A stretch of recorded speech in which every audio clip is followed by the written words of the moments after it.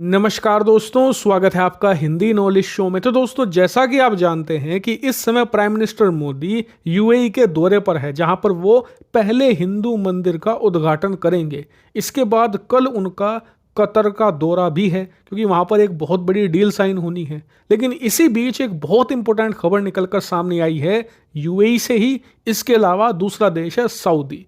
Report ये है कि हाल ही में सऊदी के अंदर एक बहुत ही विशालकाय डिफेंस शो हुआ था, और उस डिफेंस शो के अंदर भारत की कंपनियों ने भी बड़े तौर पर हिस्सा लिया था। खासकर कि भारत की जो ब्रह्मोस एरोस्पेस है, उसने भी अपनी ब्रह्मोस मिसाइलों के मॉडल शोकेस किए थे इस डिफेंस शो में।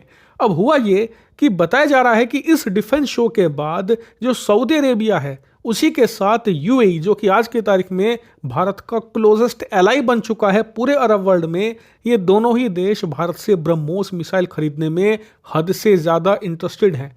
वैसे ये नॉर्मल वाली ब्रह्मोस तो खरीदना ही चाहते हैं, लेकिन बड़ी बात यह है कि भारत की एक मिसाइल वर्क इन प्रोग्रेस है जिसका नाम है ब्रह्मोस एनजी, और ये बहुत ही जल्द भारतीय सेनाओं में शामिल होने जा रही है। और ये एक बहुत ही खास वेरिएंट है ब्रह्मोस फैमिली का। दरअसल ब्रह्मोस फैमिली की जितनी भी मिसाइलें हैं, उसमें से ये वेरिएंट सबसे पहली बात तो नेक्स्ट जनरेशन टेक्नोलॉजी के साथ आता है। दूसरी बड़ी बात, ये एक एयर लॉन्च वेरिएंट है, मतलब कि इसे ज़मीन से लॉन्च नहीं किया जा सकता। इसे आप एक लड़ाकू विमान में लगाकर फिर लड़ाकू विमान से लॉन्च कर सकते हैं, और यही वजह है कि इसे ब्रह्मोस मिसाइलों का सबसे ज़्यादा घातक और सबसे ज़्यादा भयानक वेरिएंट बताया जाता है। ऐसा इसलिए क्योंकि अभी तक जो हमारी ब्रह्मोस मिसाइलें हैं ना, उनमें से जो सबसे मैक्सिमम रेंज है वो 850 किलोमीटर है। उससे ज़्यादा ब्रह्मोस मिसाइल नहीं जा सकती। इसी वजह से इसे कहा जाता है कि ब्रह्मोस मिसाइल वैसे तो अनबीटेबल है, इसे रोकना लगभग नामुमकिन है, और इसकी तबाही को झेल पाना उससे भी ज़्यादा मुश्किल बात है दुश्मनों के लिए। लेकिन इसके साथ दिक्कत यह है कि इसकी रेंज लिमिटेड है। अब आप खुद सोचिए कि चीन जैसा इतना विशालकाय देश, उसके खिलाफ आप ब्रह्मोस मिसाइल की टेक्नोलॉजी का फुल एडवांटेज नहीं ले सकते, क्योंकि 850 किलोमीटर की रेंज के साथ आप सिर्फ सीमावर्ती इलाकों को निशाना बना सकते हैं। लेकिन चीन के जो डीप इलाके हैं, जहां पर ज्यादा पॉपुलेशन रहती है, वहां आप इससे टारगेट नहीं कर सकते।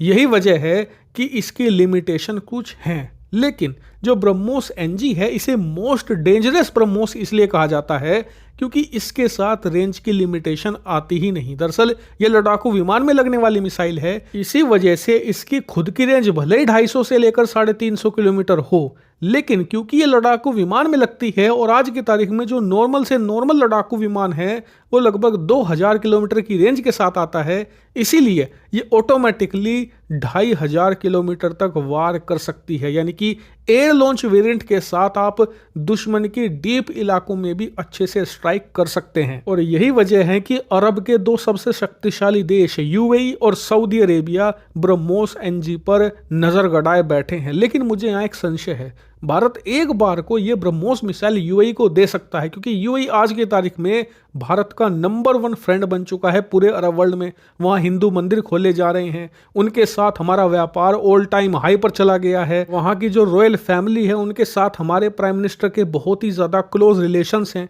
ऐसे में उन्हें ब्रह्मोस भारत दे देगा, इसमें कोई बड़ी बात नहीं है। लेकिन सऊदी अरब पर इतना ज़्यादा भरोसा अभी नहीं किया जा सकता। ऐसे में सऊदी अरब को हम नॉर्मल प्रकार की ब्रह्मोस दे सकते हैं, लेकिन एनजी दे देंगे, इस पर मुझे अभी शक है। हालांकि इस पूरे मामले को मैं बहुत ही बारीकी से ट्रैक कर रहा हूं, और अगर इस मामले से संबंधित कोई छोटी से छोटी खबर भी आती है, मैं तुरंत आपको बताऊंगा। इसीलिए चैनल को सब्सक्राइब कर ले।